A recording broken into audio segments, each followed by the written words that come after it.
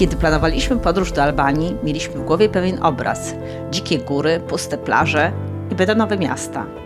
A rzeczywistość zaskakiwała nas na każdym kroku. Spędziliśmy tu ponad miesiąc i odkryliśmy Albanię, o której nikt nie pisze w przewodnikach. Oto nasze top 10 miejsc, które najbardziej nas zaskoczyły i którymi chcemy się z Wami podzielić.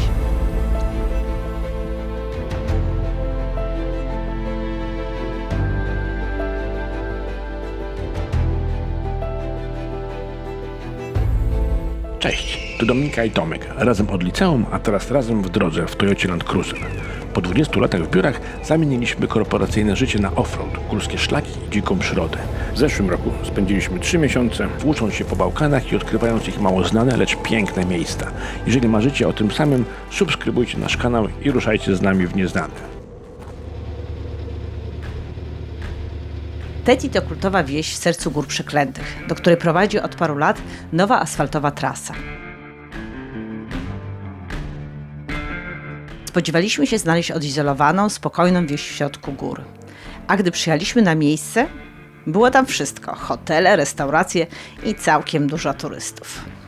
Okazało się, że trzeba szukać dalej. Dzięki rozmowie z ludźmi z lokalnego NGO dotarliśmy do Nikć. W Nikć odnaleźliśmy Albanię, jaką sobie wyobrażaliśmy. Ciszę, spokój i góry, w których byliśmy sami.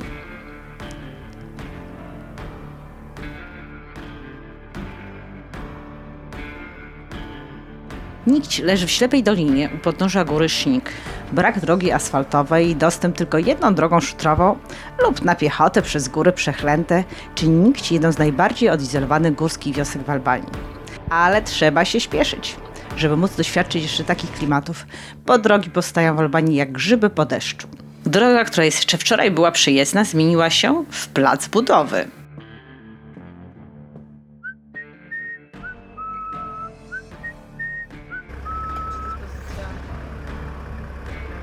Koparka skutecznie blokuje przejazd, ale to dopiero początek kłopotów.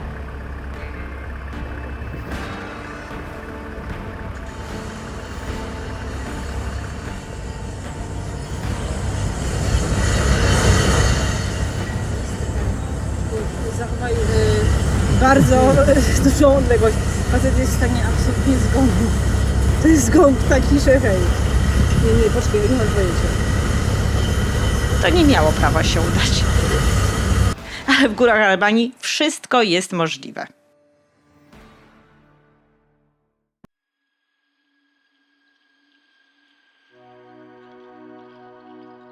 Dolina Valbona jest przepięknie otoczona górami przeklętymi.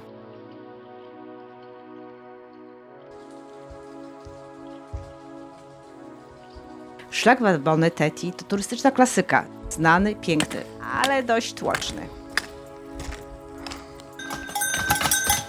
Można na nim spotkać nawet konie dźwigające ciężary na przełęcz. Postanowiliśmy się wdrapać na górę, żeby doświadczyć tej klasyki.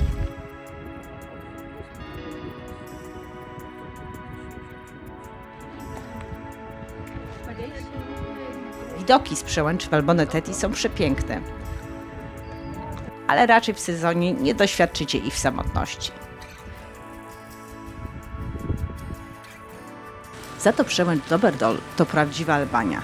Surowa, dzika, bez żadnej infrastruktury turystycznej. Podjazd na przełęcz to prawdziwa próba dla auta i kierowcy.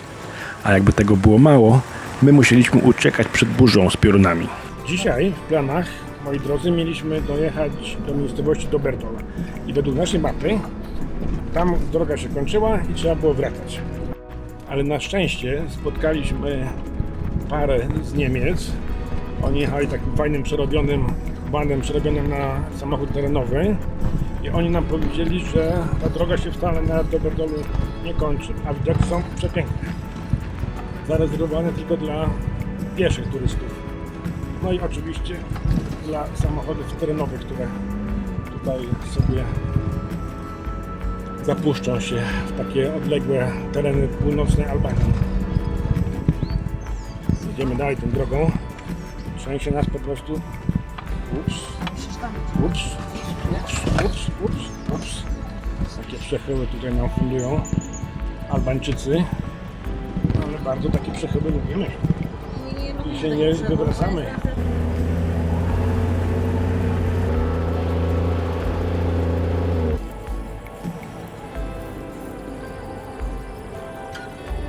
Zobaczcie, co nazbieraliśmy. Takie cudowne, słodkie malinki z krzaszku przy drodze. Żonę nakarmić. A może wy chcecie? Zjedliście.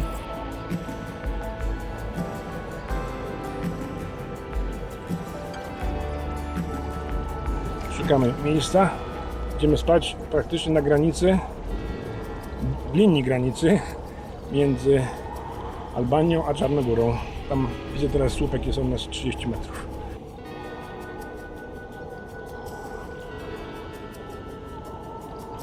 Po udanym offroadzie nie ma nic lepszego jak obiadek z takimi pięknymi widokami.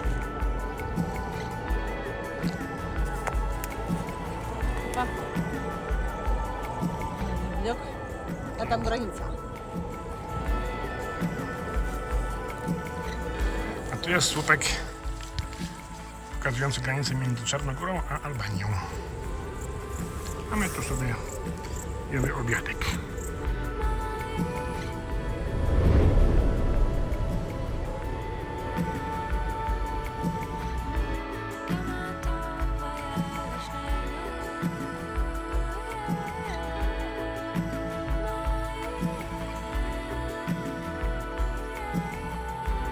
Wydawało się, że mamy tę polanę wyłącznie dla siebie. Jednak rano przekonaliśmy się, jak bardzo się myliliśmy.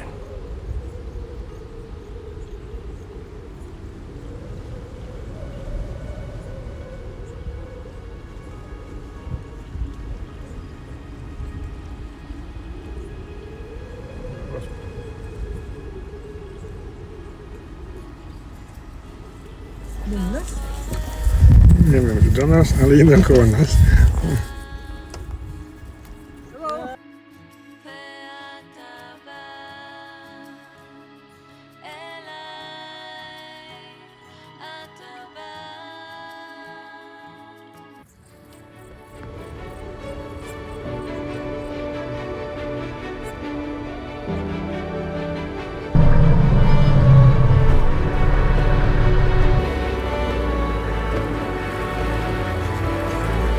Wjeżdżamy do Doberdol, jednej z tych wiosek, które wyglądają, jakby czas się w nich zatrzymał.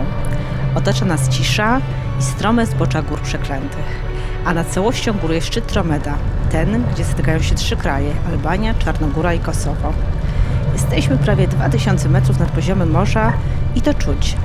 Nie tylko w powietrzu, ale w całym klimacie miejsca.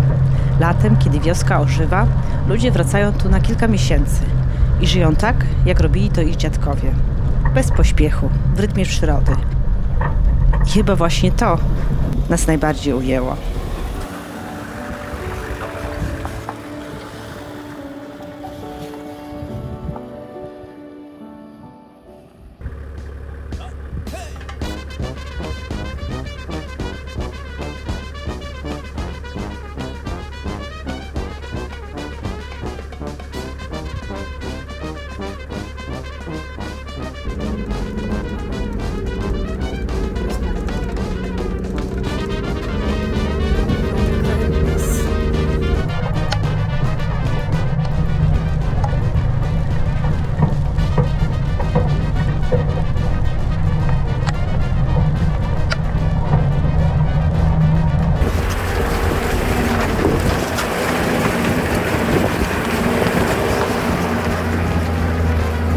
Biedaka, podjeżdżamy na Doberdol Pass. Trzęsie, kręci, ale jest wesoło. Na szczęście mam crazy żonkę, która nie krzyczy teraz. Ja mogę krzyczeć. Nie, to Zobaczcie cool. takie widoki, jak widzę takie widoki, to jest boska. Po prostu jest cool, tylko tam burza nas goni No właśnie. i wali piorunami. Myślimy, że co nas goni, co nas goni, co nas Burza goni. nas goni, widzimy pioruny. Wcale nie jestem pewien, czy chcę być na tej przełęczy, jak będzie się burza nad nami przetaczała. Ale cóż, nudzić to cię nie nudzimy.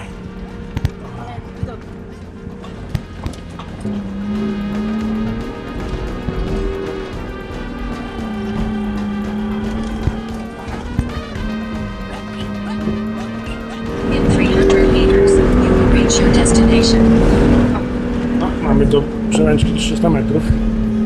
Już prawie u celu. Tak, chyba sobie odpoczniemy.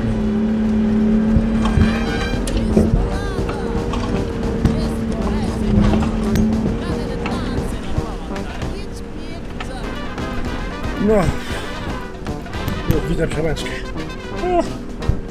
Pojechaliśmy. No dobrze. Teraz się otwiera widok na drugą stronę. I jest tutaj busik jakiś fajny. Trzeba pogadać. O, z dziećmi tutaj podróżują. Dobrze, to się zatrzymamy. Chodź, chwilę pogadamy. No dobrze. Wytrzęsło nas. Idziemy pogadać. Tam jest słoneczko. A nas tu goni burza. Czekamy, bo widoczność jest zerowa, a tutaj po drodze było tak nierówno i troszkę błotnisto, że samochód zaczął nam tańczyć. A takich rzeczy to nie lubię nad przepaściami. Także po kamyczkach z przyjemnością jadę nad przepaściami, ale jak już jest tam błotko i samochód tańczy, to już nie za bardzo. I burza zaczęła się w dolinie, którą już pokonaliśmy i przyjechaliśmy, ale nas teraz dopadła na przełęczy. Jesteśmy na 2200 i właśnie nad nami grzmi i strzelają pioruny. Pocieszające jest to, że naokoło mamy szczyty P300 i P400, więc jak będzie waliło, to może nie. A właśnie znowu walnął piorun, a nie w nas na 2200. Na całe szczęście nie ma tu żadnych wysokich wieży. Jest to prawda znak. My jesteśmy metalowi, znak jest metalowy. Nie, no chyba w nas No nie, wieży, no co? chyba nie. Miejmy nadzieję. Ale było strzela dziwne. jak szalony. Więc czekamy tutaj razem z innym samochodem. Z Niemiec przyjechał taki Mercedesik van, gdzie rodzina podróżuje z 2 małymi dziewczynkami. Jest też wesoło. Na pewno u nich też jest wesoło w samochodzie. Miejmy nadzieję, że się doczekamy, jak ta burza szybko przeleci i trochę droga wyschnie i będziemy mogli jechać. Albo w razie czego, to tu będziemy spać. No 2200, czemu nie? Byleby tylko nie było burzy. Jak już burza przejdzie, jak będzie ciemno, to po prostu rozbijemy obóz na tej przełęczce i zjedziemy jutro. To czekamy jak wyschnie, może to nie takie złe. No, Co? może być Po bezpiecznie. nasz... O! O, Właśnie, właśnie. nad nami jest lekko strasznie. Lekko.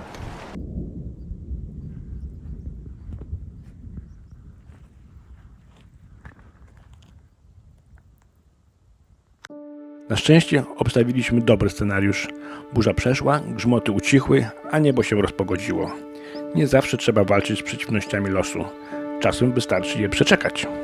Jak to się mówi po polsku, go with the flow. Wczoraj była tu burza, a dzisiaj piękne słoneczko.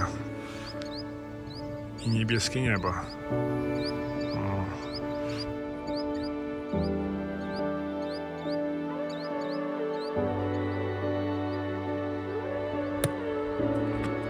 Gdybyśmy cisnęli dalej, przegapilibyśmy najpiękniejszy zakątek albańskich gór przeklętych.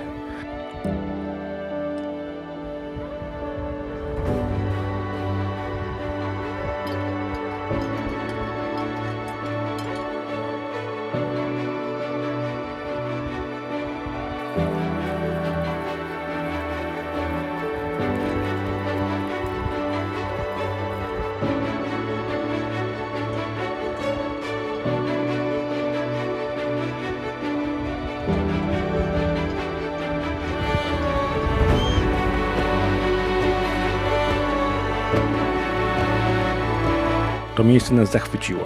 Światło na zboczach gór było wręcz magiczne. Czy kiedyś tu wrócimy? Mamy taką nadzieję.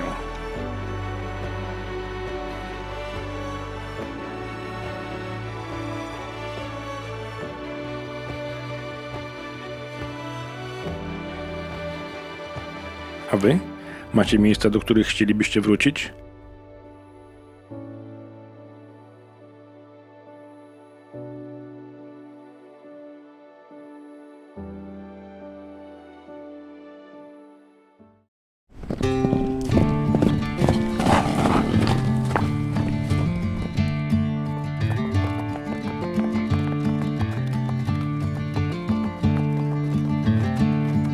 Myśleliśmy, że w Albanii każdy offroad to hardcore.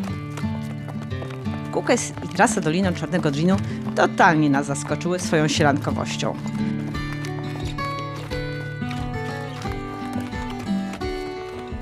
Konie biegające luzem po zboczach w Kukes, klimaty jak z westernu.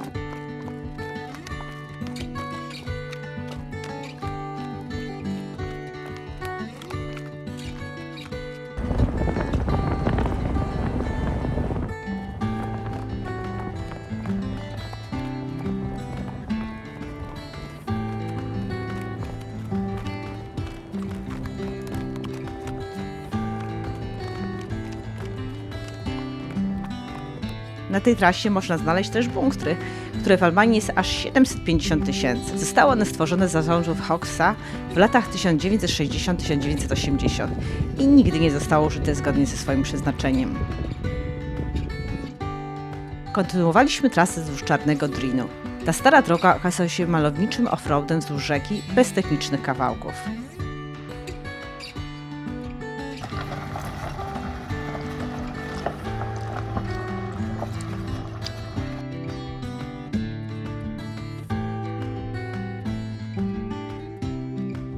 W tej całej sielance nad Czarnym Drinem najwięcej emocji dostarczyło nam latanie dronem z dziećmi z okolicznej wioski. Na całe szczęście dron przeżył te eksperymenty.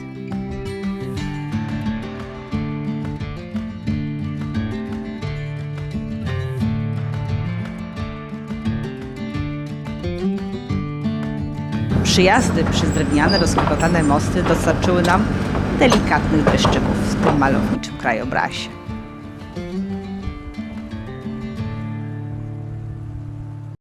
A potem pojechaliśmy w góry Korab i tam już nie było romantycznie. Jechanie drogą nad przepaścią, kamienie, adrenalina i momenty, w których musieliśmy zaufać naszemu Land Cruiserowi. Na początku droga nie wyglądała źle. Jedziemy szutrową drogą przez górskie wioski.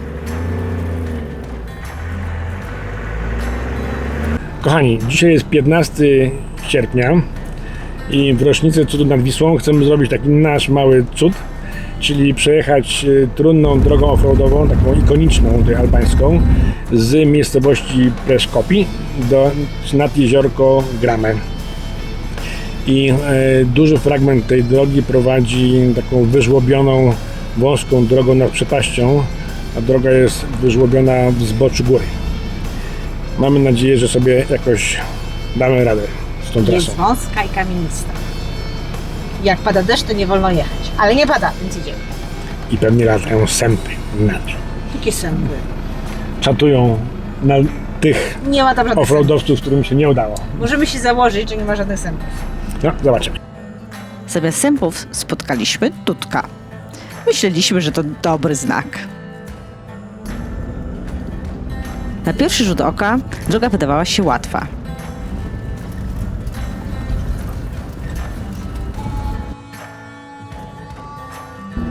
Żwir, kilka kolejń, nic co mogłoby nas zatrzymać. Ale z każdym metrem zmieniała się na naszych oczach. Kamienie pod kołami stawały się coraz luźniejsze, a serce zaczynało bić szybciej. Może to nie jest taki prosty, jak nam się wydawało? Zmagam z trudnościami terenu, wykręcając nad przepaścią.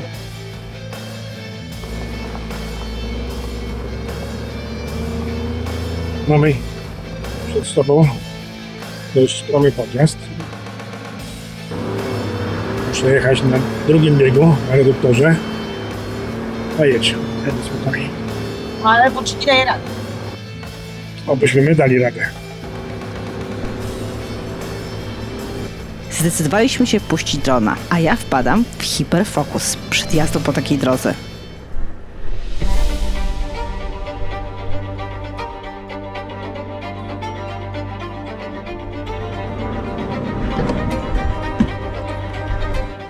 Jadę wolno. Jadę blisko ściany. Ja się nie patrzę na drogę, patrzę Tak, bardzo się dobrze. tylko na bramę. No to jest proste, tylko muszę się trzymać prawej strony.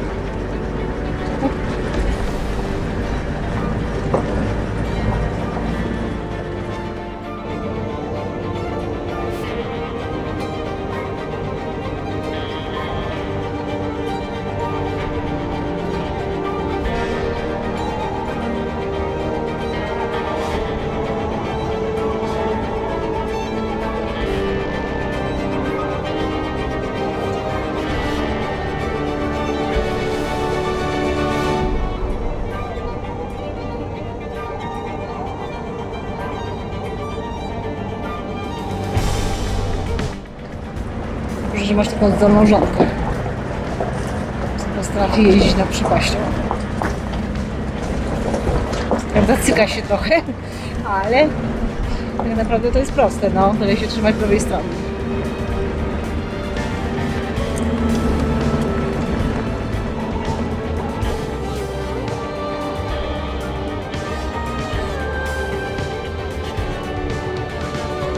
Powiem tak, trzymaj się prawej strony.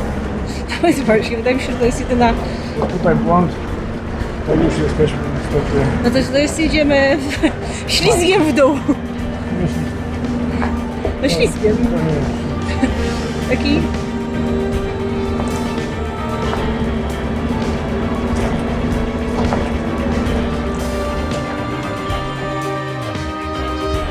To wygląda przerażająco stąd. Ja nie potrzebuję drona.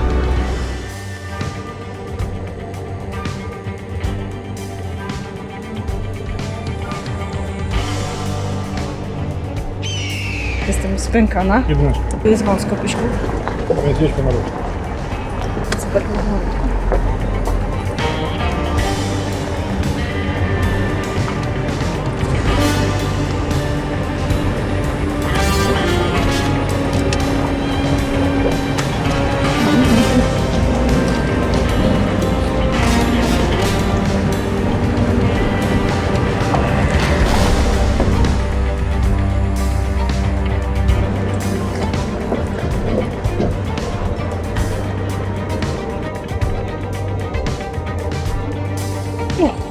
Pan właśnie na zasięg, tutaj.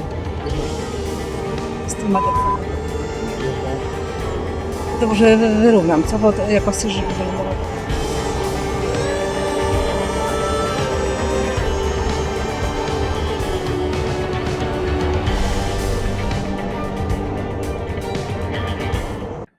Ja jestem spękana. Czy to wygląda strasznie? Tak, Co? to wygląda strasznie. Krzysiek, chcę tam jechać? No jedziemy. Może sprawdzisz, co? Co mam sprawdzić? Nie, wygląda To chyba jest pisiaczku ten kawałek. Jestem spękana. To co, nie jedziemy? Nie wiem, sprawdź, czy to... Może to nie tylko tak wygląda, co? Dobrze, to ja się przejdę. W naszych głowach narasta pytanie, co zrobić? Zaryzykować? A może jednak zawrócić? Czy jest to wyzwanie, czy już szaleństwo? W głowie mam milion myśli. Czy stawiamy wszystko na jedną kartę? Mam wątpliwości. No, bardzo mi przykro, ale będziemy się musieli cofnąć, zawrócić do tej trasy. Stoimy tam. Tam na szczęście jest szeroko, będę mógł ten manewr wykonać. Nawet nad przepaścią, bo tutaj się obsunął teren i zamiast drogi dla samochodów jest taka ścieżka mała dla pieszych i dla kóz i owiec. Jakbyśmy to przejechali, to dalej byłoby znowu pięknie. No ale już niestety nie pojedziemy dalej. I tak, zawróciliśmy. Nie ze strachu, ale z rozsądku. Przygoda nie oznacza lekkomyślności. Oznacza znajomość swoich granic i szacunek do drogi i życia. Tak, ta droga nas pokonała. Ale wiecie co? Czasami to, co naprawdę się liczy, to co wynosimy z porażek. Czasami cofnięcie to najlepsze wyjście. To właśnie zrozumienie, kiedy odpuścić. Jezioro Koman to jedno z najbardziej zaskakujących miejsc. Płynęliśmy na niego na promie, na którym upychali nas jak sardyn.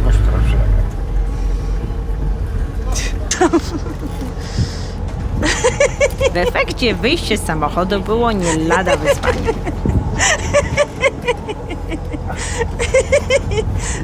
O, wypełzał. Małżonka.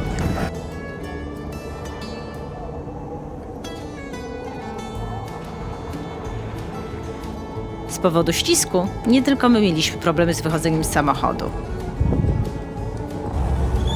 Zaczynamy naszą podróż przez jezioro Koman. Sztuczne jezioro stworzone na rzece Drin. Powstałe dzięki budowie elektrowni wodnej w latach 80. niedaleko wioski Koman. To niesamowite miejsce zostało stworzone przez człowieka, ale ma się zupełnie inne wrażenie. Płyniemy ponad 70 km przez góry, otoczeni pionowymi ścianami kanionu. Ta przeprawa przypomina nam bardziej fiordy w Norwegii niż dotychczasowe bałkańskie klimaty.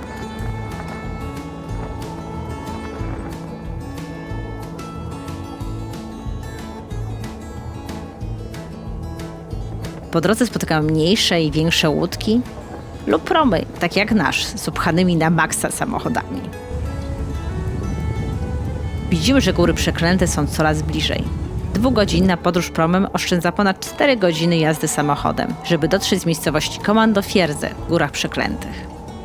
Prowiant na podróż trzeba zabrać ze sobą, bo na promie nie ma możliwości kupienia jedzenia. Po 2,5 godzinie dobijamy do portu Fierze. Jak się okazuje, sztuczne jezioro może w Albanii wyglądać bardziej dziko niż niejedne jezioro w innej części Europy.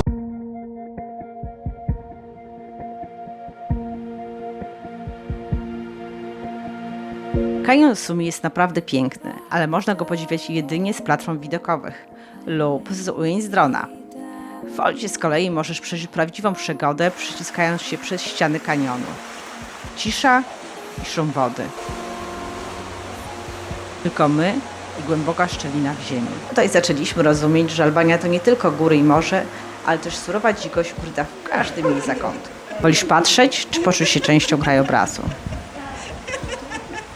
Co? Jak tam rajskie plaże w Albanii?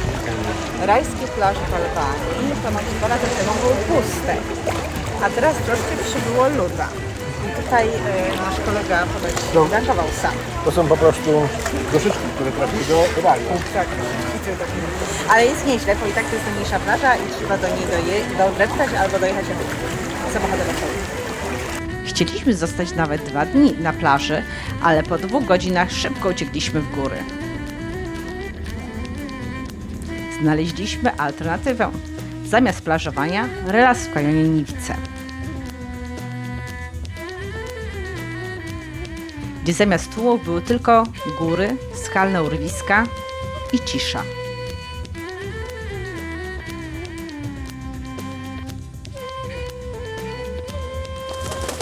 Cisza, w której słychać trzepot skrzydeł ptaków nad kanionem.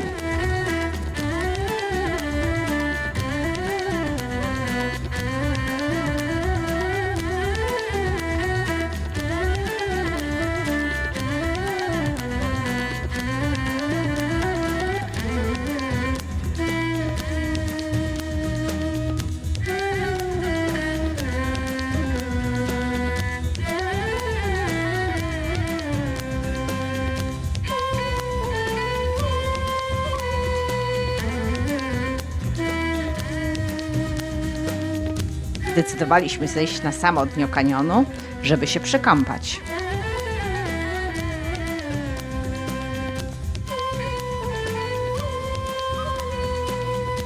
Szukaliśmy miejsca na kąpiel.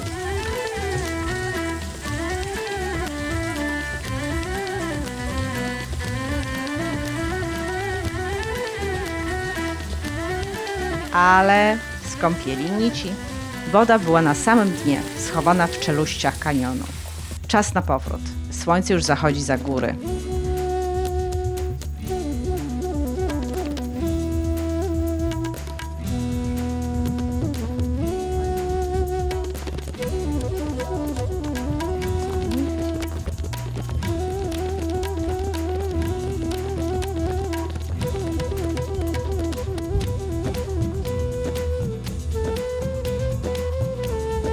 W drodze powrotnej kozy śmiały się z naszego pomysłu kąpieli w kanionie w sierpniu w Albanii. Z kąpieli nic nie wyszło, ale i tak znaleźliśmy w kanionie Niwice spokój i relaks o niebo większy niż na plażach w Albanii.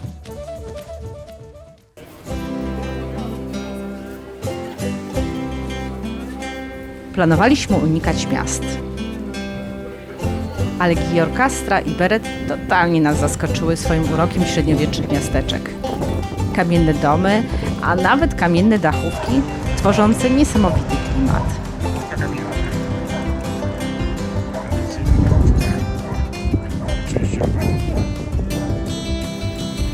Raczej nie będziecie ich mieć dla siebie, ale i tak warto je odwiedzić.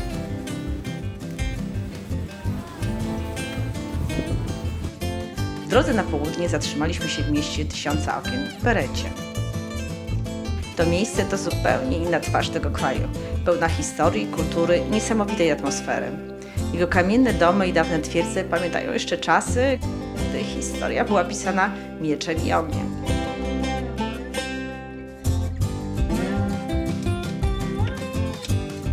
Ale Beret ma jeszcze jedno. Jest bramą do góry Tomor.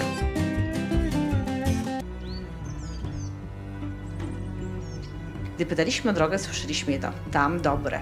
Ale co to znaczy? Czy to, co nas czeka na szczycie, ma w sobie coś więcej?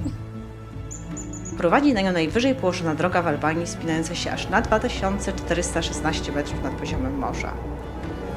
Im wyżej jechaliśmy, tym bardziej mieliśmy wrażenie, że opuszczamy świat, jaki znamy.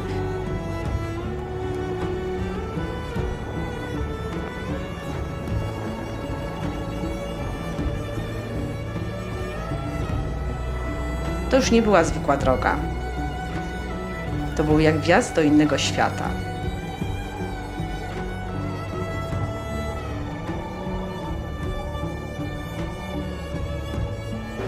Wjeżdżamy na sam szczyt, 2416 metrów. I wiecie, czasami są takie miejsca, które czujesz, zanim jeszcze tam dotrzesz. Góra Tomor właśnie takim jest. To nie jest zwykły szczyt. To góra, na której spotykają się różne światy. Ludzie wierzą, że ta góra jest święta. Dla muzułmanów to miejsce pielgrzymek. Tu znajduje się grobowiec Abbasa Alego, świętego Bektaszytów.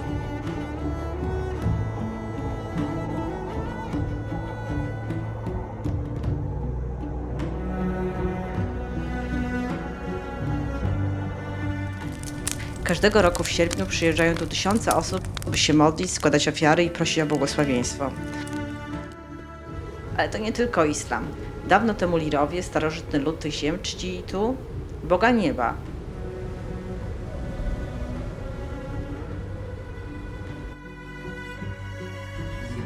A chrześcijanie? Dla nich to góra to miejsce walki dobra ze złem.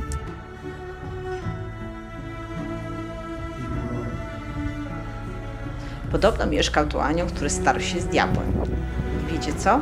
Stojąc tam, trudno nie poczuć tej energii. Coś w tym miejscu jest, czego nie da się opisać słowami. Może to legendy, może to tylko góra, a może coś więcej. Patrząc stąd na świat, trudno nie poczuć, że to miejsce ma moc. Nagle pogoda zmienia się. Przyszły chmury i tajemnicza mgła. Decyzja podjęta. Zjeżdżamy ze szczytu. Prosto w burzy na horyzoncie i tęczę.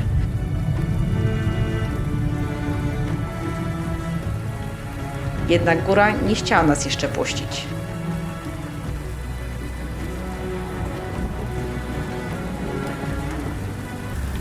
Rankiem bierzemy skrót w dół góry. Kamienie są mokre i ślizgamy się w dół. Skręcamy w nieprzyjezdną drogę. Utknęliśmy. Nasze makstraki fruwają, a dyfloki nie chcą się załączyć. Góra nie chciała nas wypuścić. Nasz skrót w dół zmienił się w pułapkę. Góra Tomor to nie tylko szczyt, do którego prowadzi najwyżej położona droga w Albanii, ale i charakterny szczyt.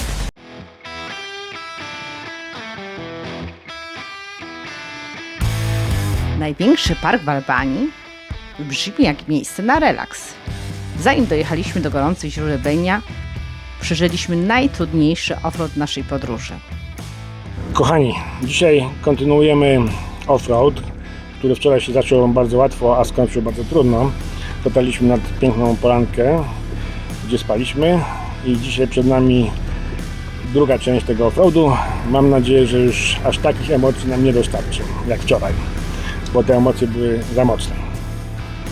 I jedziemy z Wątomor przez 2 kaniony Osumi i Lagarnica i dojrzewamy do Beniaje Thermal Bath i zamierzamy tam się zrelaksować. Ahoj, przygoda! Początek jest wręcz idyliczny. Kaniony, dzikie tęczowe góry i turkusowe jeziora. Kolory zboży są jak z Marsa.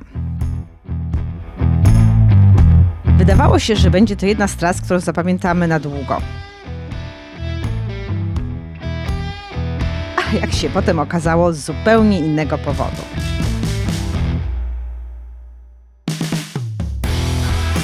Serducha nam się radowały, patrząc na te niesamowite zielone przestrzenie i wąską nitkę drogi przed nami.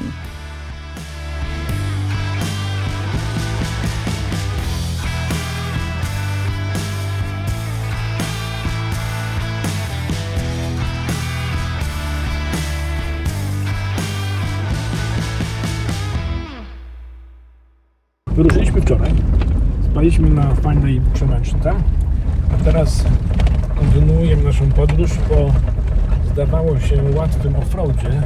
W sumie on jest technicznie łatwy, ale teraz ekspozycja coraz większa, a że padał deszcz, to teraz jadę super ostrożnie. Nie chciałbym się tutaj ześlizgnąć, bo już więcej filmów byście od nas nie zobaczyli.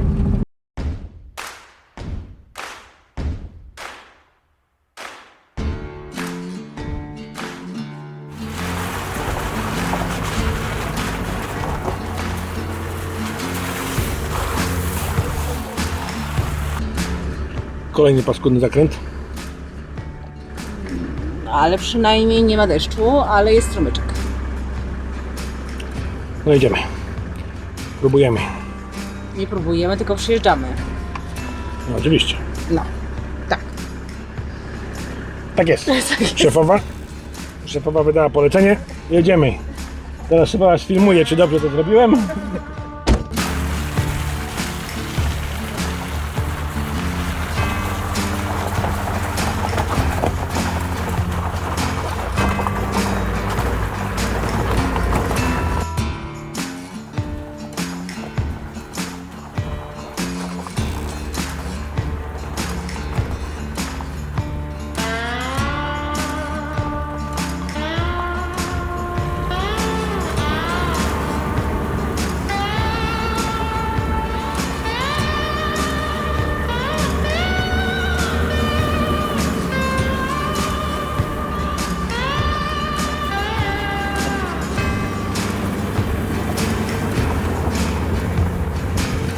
Kochani, kolejny zakręt, kolejna przepaść, kolejna rzeczka, kolejna przeszkoda.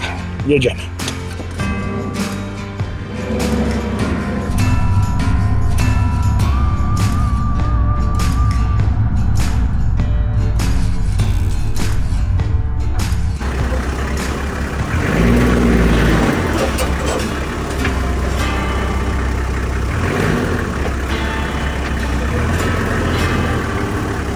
Dobrze, że żona mi nie nagrywała mojej twarzy, bo byście już więcej naszego kanału nie oglądali, jakby to przerażenie nas zaatakowało. Ale nas wytrzęsło na przepaścią, o kurczę.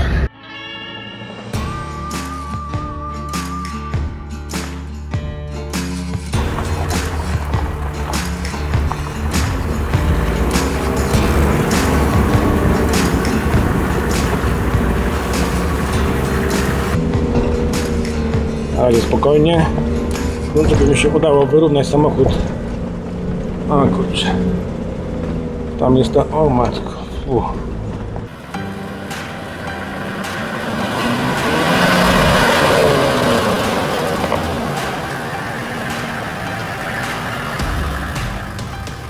mężu, proszę, proszę. To był jeden z prostszych offroadów wczoraj i dzisiaj przez pół dnia. I teraz nagle zrobił się pełen wysp. Że tak powiem oględnie. Dobrze, i mężu, chodź przy świadkach. Mężu, jutro... Na plażę nie jedziemy. Nie, o, nie. Tam na plażę. Na plażę!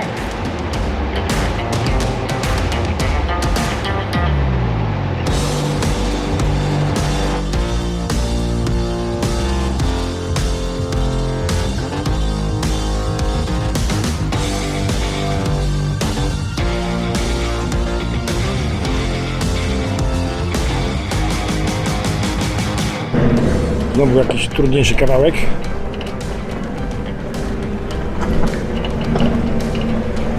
Standardowy zestaw, czyli zbocze, przepaść i wąska droga.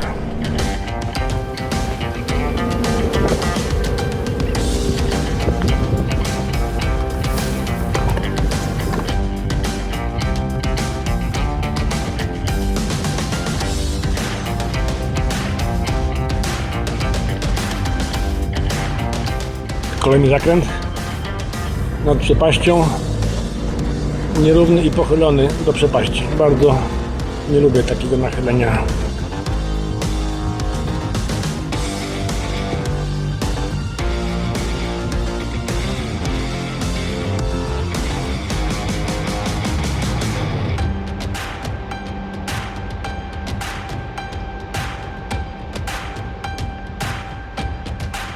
Nie, zaczął padać deszczyk. Oj, tego nie lubimy. Na tych górach, jak tu jest mokro. O kurczę, tu jest wąsko. Widzieliśmy o jednym problemie w tym odcinku Fear of Chotowa. Przyjezdnym tylko jak jest sucho. Problem w tym, że właśnie zaczęło znowu padać. Woda zaczyna wymywać drogę na naszych oczach.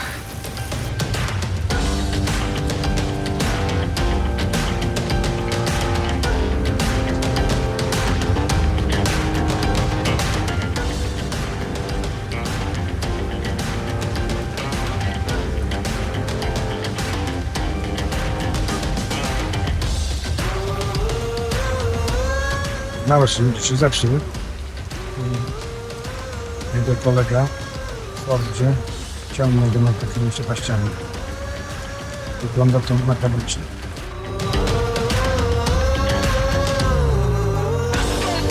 I w tym momencie poczuliśmy grozę całej sytuacji.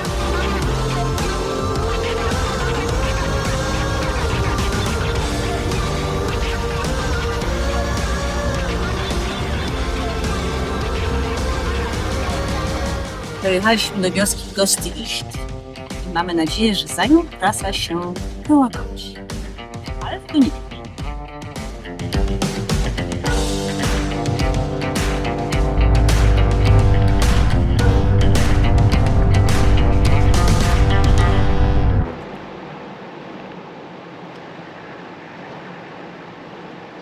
O, jest ten ciągnik, który tutaj dożył swojego kresu. Jest na wszystkich zdjęciach z tego traktu. No faktycznie jest ikoniczny.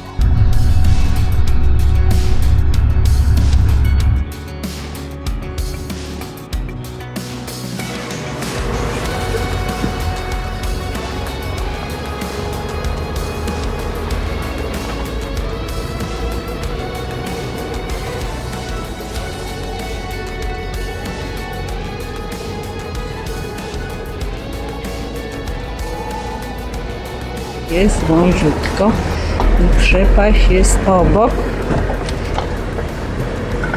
więc wyraźnie trudniej.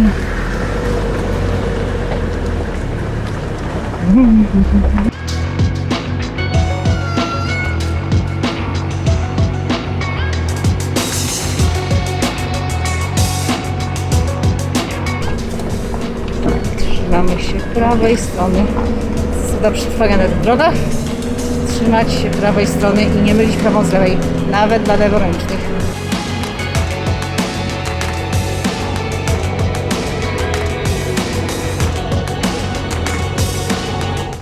tam był taki zakręt, że nie wiadomo co z przodu.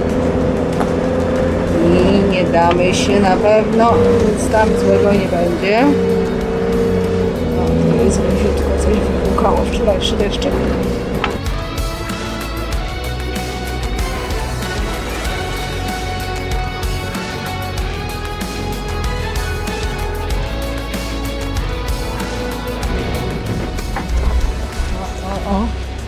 O, ja nie wiem, czy tu sobie...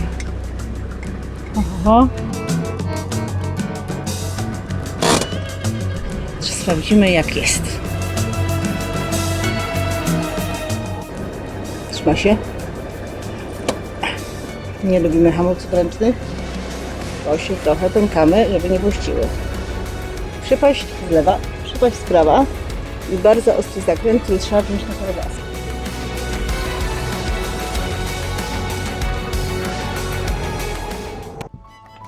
Tak mało się zbliżamy do końcóweczki tego szalonego offroadu.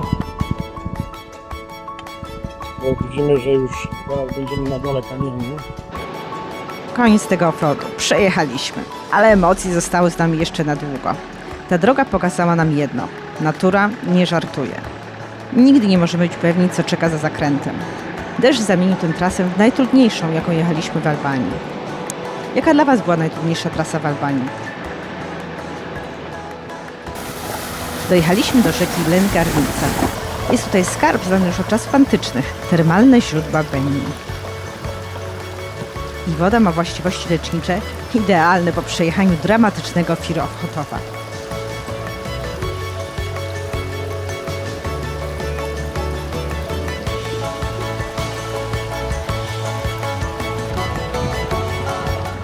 Plaży po offroadzie nie było, za to były kąpiele błotne.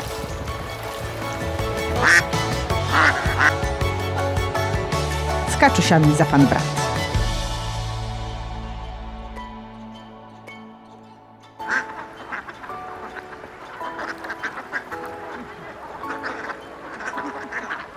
Na koniec zostawiliśmy coś wyjątkowego. Droga do Curaj-Epirem to prawdziwa przygoda. Surowe góry i nocna Przyłęczy, esencja albańskich gór i ludzi. I jedziemy de facto oficjalnymi drogami górskimi, które są oznakowane i przejeżdżamy koło różnych górskich wioseczek, płoty, uprawy kurydzy, sady, no bardzo romantycznie. Ale szybko trasa się zmienia. Zostawiamy ze sobą wioski i wjeżdżamy w zieloną krainę. Pełno strumieni i zielonej bujnej roślinności. Czujemy się jak w wilgotnych lasach chmurowych Kostaryki. A strumyczki, kałuże coraz częściej spotykamy na naszej trasie.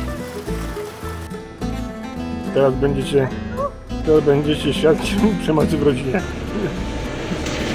Ochrapałem żonę.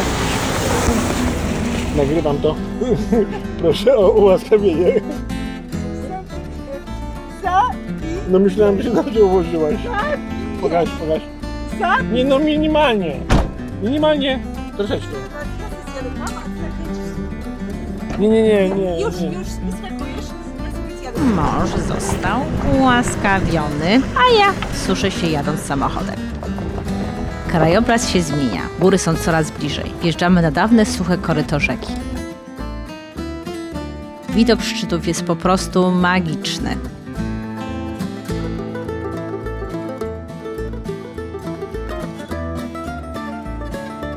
Przerwa na kawkę w tym pięknym miejscu. Teraz przed nami wdrapanie na przełęcz Cafe Mefit. 500 metrów w pionie stromego podjazdu. Jest bardziej stromo niż myśleliśmy. Bardzo zimny to masz. Bardzo. Droga staje się coraz węższa, a my coraz bardziej świadomi, że zawrócenie nie będzie łatwą opcją. Wjechaliśmy na przełęczkę i zastanawiamy się, co robić dalej. Przed nami droga w dół do tajemniczej wioski, a za nami znajoma, ale stroma ścieżka powrotna. Czy jechać dalej, czy zawrócić? No z drugiej strony nie chcę się poddawać, a z drugiej strony podoba mi się tam bardzo. Wąż wygrzewał się w słońcu zupełnie spokojny, jakby to on panował nad tym miejscem, ale w jednej sekundzie zniknął. Czy mieliśmy zrobić to samo? Odejść z tego miejsca? A może to była ostatnia szansa, żeby pójść inną drogą? I wtedy zjawił się on, pasterz. Nie rozumieliśmy jego słów, ale jego gesty mówiły jedno. Chodźcie, nie byliśmy pewni. Ten topór? Ale coś nam mówiło, że ta droga prowadzi do czegoś więcej. Decyzja podjęta. Jedziemy za nim. Mieliśmy dotrzeć do zapomnianej wioski Curaj Eper, ale los miał dla nas inny plan. Czekało na nas coś o wiele cenniejszego. Autentyczność życia w sercu gór przyklętych w Albanii. Dom naszego gospodarza nie miał ścian, ale miał najpiękniejszy widok na świecie. Szczyty gór przyklętych rozciągały się gdzie tylko okiem sięgnąć. Zostaliśmy zaproszeni na kolację i nocleg u albańskich pasterzy Pali i Luli. Przywitali nas rakiją i tańcami. Nie znaliśmy kroków, ale czuliśmy te emocje i to wystarczyło. Lula i Pali mają gromadkę zwierzaków, kozy, krowy, cielaczki, z którymi razem przez 5 miesięcy w roku mieszkają w górach. Całkiem dużo gromadkę kóz, aż 150.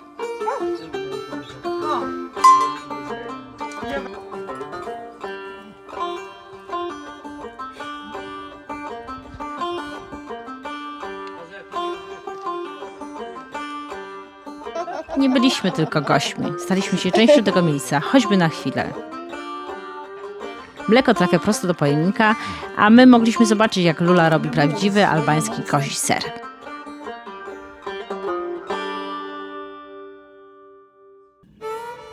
Gospodarz zabrał nas na najbliższy szczyt.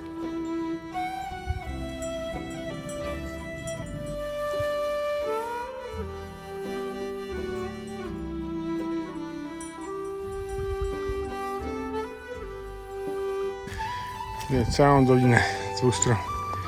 Szerskie góry. Wow. Pali pokazał nam miejsce, które kocha całym sercem. I choć nie rozumieliśmy słów, czuliśmy każde z nich. Nie.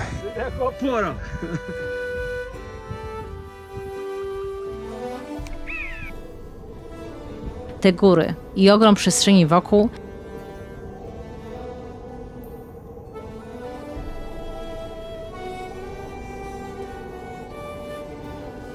widok był tak niesamowity, że trudno byłoby to ubrać w słowa.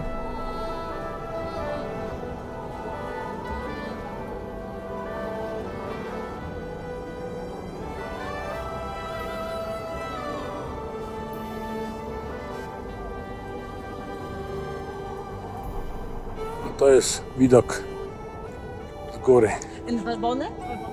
Balbona im tamy.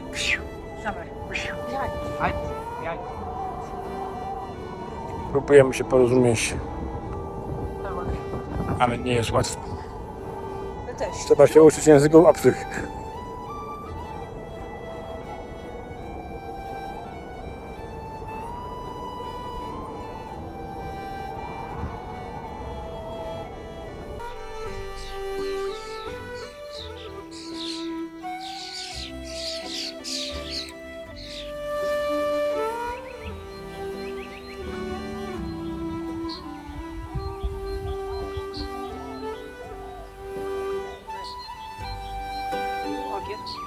Nie wiem, może. On na mnie tak patrzył.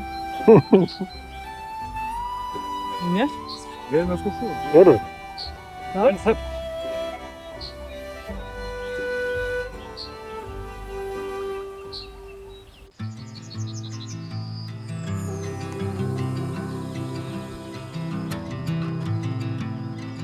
I wróciliśmy po tregu do naszego domku na kółkach wśród pachnących snopków siana.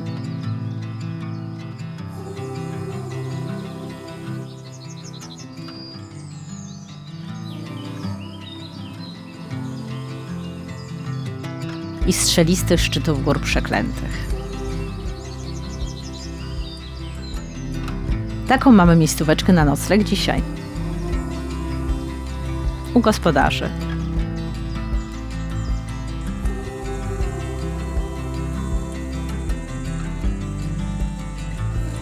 Mówiliśmy się na usłonę kolację u pasterzy. I zobaczymy. Z tego co rozumiemy, to będziemy jeść kozę. Ale mamy nadzieję, że i teraz. To są małe kozy, one będą żyły, ale chyba pan powiedział, że zjemy kozy dzisiaj.